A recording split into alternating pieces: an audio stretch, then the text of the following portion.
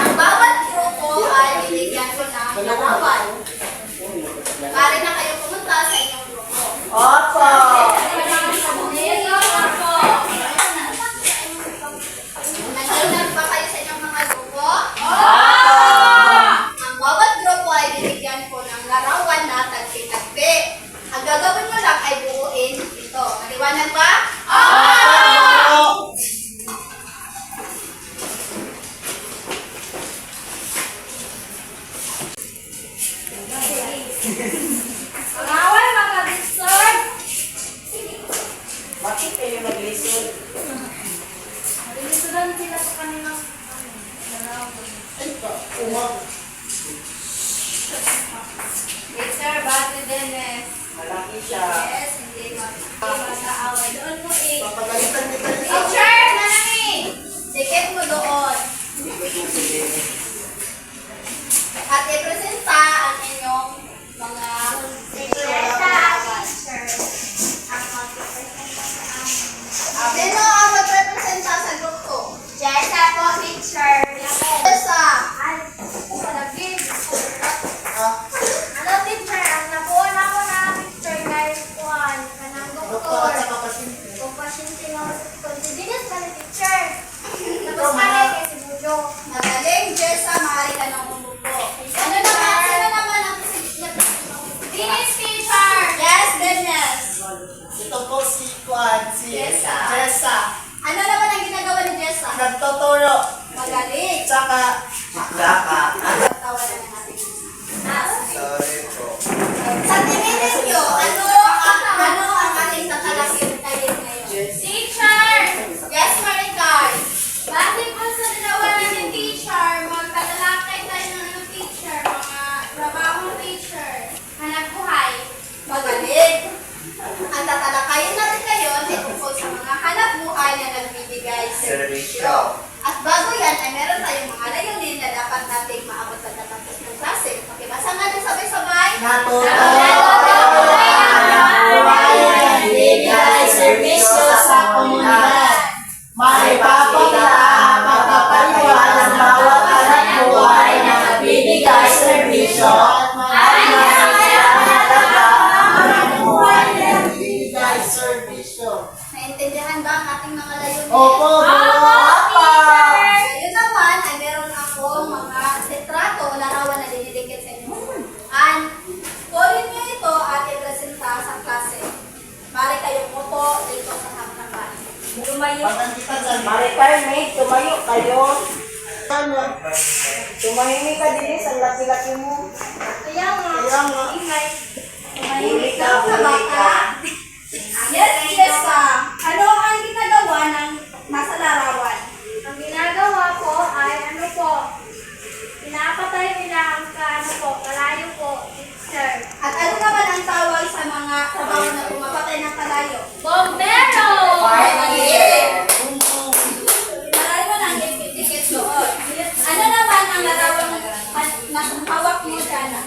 Nagtotoro po, teacher. Ano naman ang tawag sa mga nagtuturo? Mga guro po, teacher. Magaling. Kagayan niyo po, teacher. Ang nasa larawan ay ang guro na nagtuturo. At ang tungkulin nila ay ang Turuan ng mga bata. tama. Kagayan niyo po, teacher. Ano naman ang larawan ng hawak mo, Dennis? Ako po, police. At saka si Yun Jessa. po. Binuhuli ko po si Jessa. Tama. Ang nasa larawan ay tungkol sa pulis na hinuhuli ang masamang tao. Bakit kaya hinuhuli ng Bakit isa lang yung mata niya, teacher? Binaril ng mga bata, hindi dapat magaling kasi bad yun. Binaril Ano po yan, teacher? Kasi nagnakaw po siya, teacher. Yes, then pa, ano ang hawak mong larawan? Ano ang ginagawa? Ano ang Tagalog ng naglilinis po, teacher? Naglilinis din ba kayo sa inyong mga bahay? Opo! Mabuti naman, ganoon. Kahit karsada po, nililisan ko namin. Yes, correct ka. Ano ang hawak mo larawan? Ano po, teacher? Naglilinis siya ng ngipin or Dentista yan. Ibo, teacher. Ano naman ang tawag sa mga trabaho naglilinis ng ating mga ngipin? Dentista! Mahusay.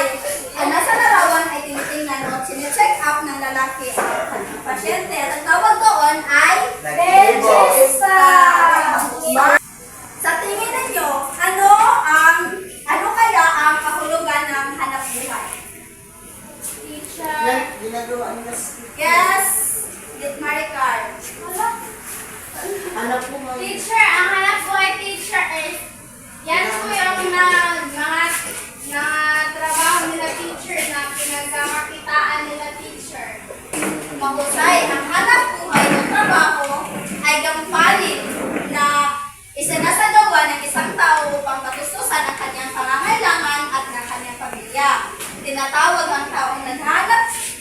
buhay bilang manggagawa o trabahador. Naintindihan ba kung ano ang hanap buhay? Mabuti naman kung gano'n. Ngayon naman ay meron tayong aktibidad. Base sa huli ninyong grupo, kayo ay gumawa ng dulaan at nagpapakita ng isang trabaho na makikita ng isang komunidad. At ipahayag ninyo ang kahalagahan nito. Naintindihan ba? Opo! Maaari na kayong bumalik sa inyong mga buhat at usapan na ninyong presentasyon.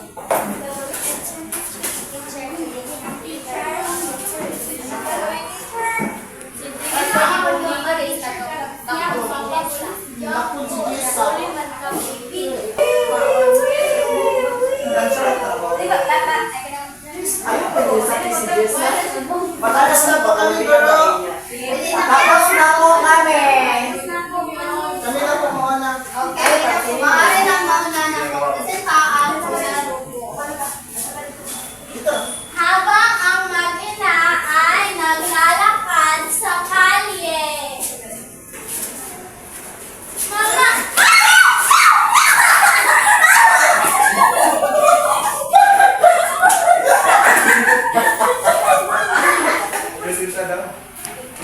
Teacher, mahalaga po ang police teacher kasi sila po ang naguhuli sa mga criminal teacher. Gaya niya teacher. Maaari na ito ang mahalawang grupo. Let's start now.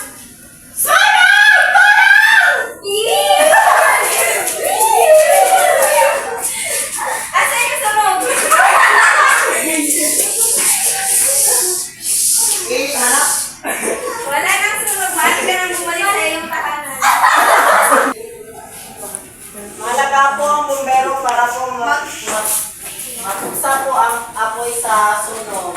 Magaling. Base sa inyong presenta, ang group 1 ay mabibigyan ko ng 5 puntos. Ang group 2, pangalawa naman ay meron 5 puntos. Polis ko lang yan.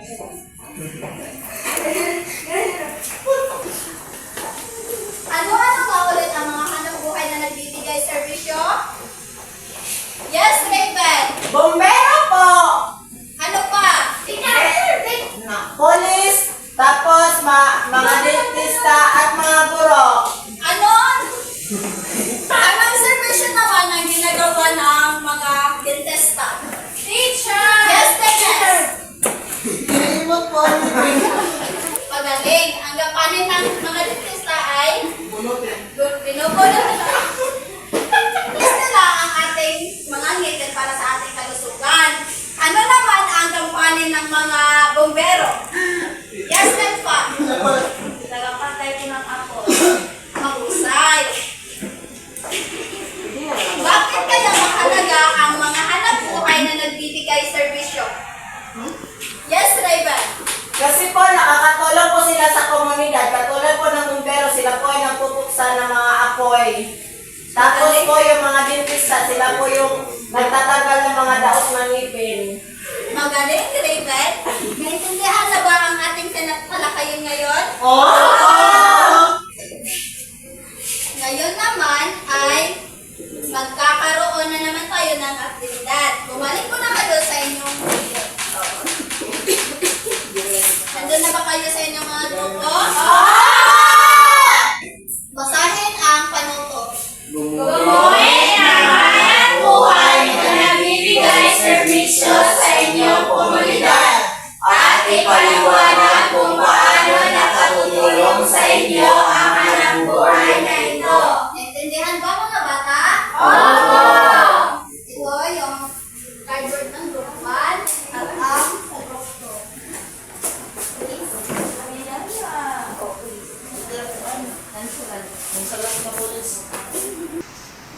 Tapos na po kami. Goro, tapos na po kami. Maaari na ako. Ipaliwanag na po ba namin?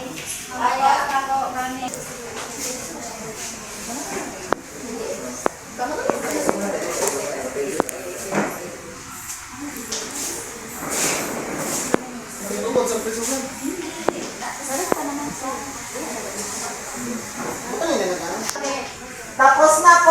Siyempre po. Okay, mga pa lang magsasastahan po ng grupo. Ang aming pong ginuhit ay ang polis na dinadakip yung criminal na nanadakip po sila po sa kulungan. At ito po ang kinawatan niya sa Tilanbang sa Philippines.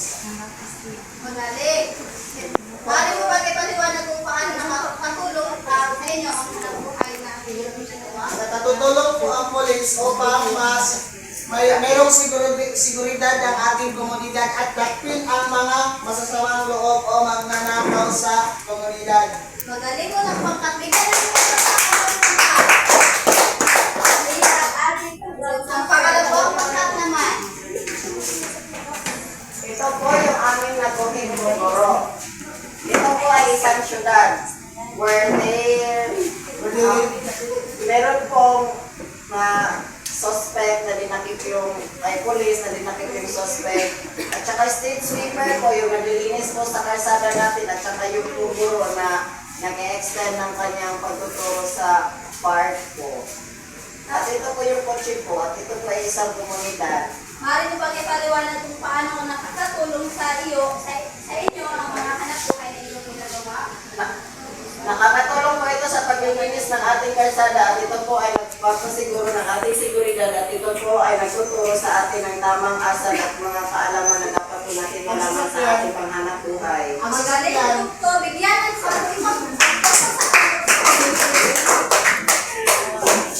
base sa inyong gawain, kinagagalak po ang inyong katalento sa pag-drawing. At dahil doon, meron na yung naglilimang buntos.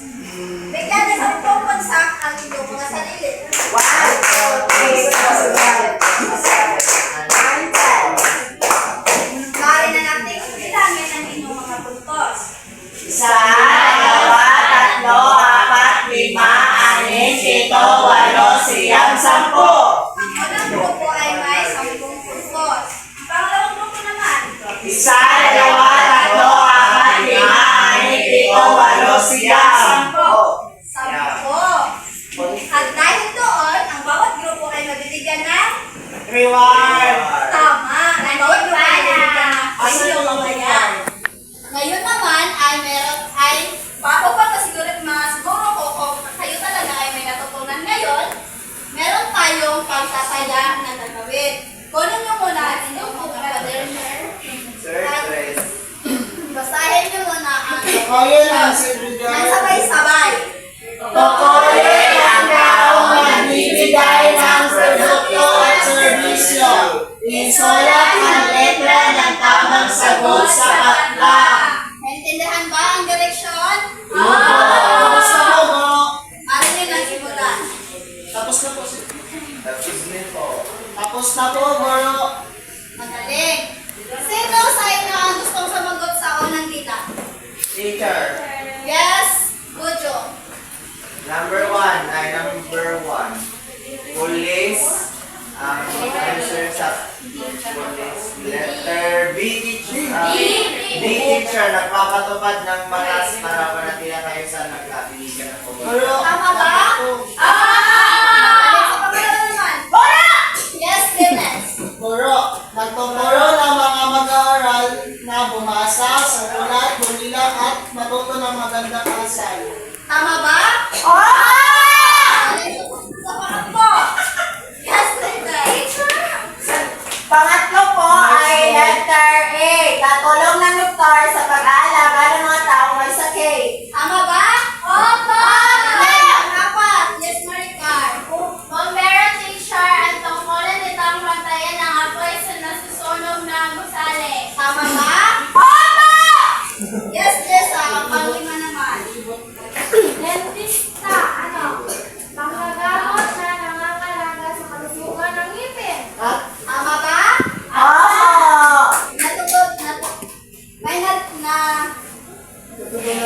May natutunan na ba kayo sa ating aralin ngayon?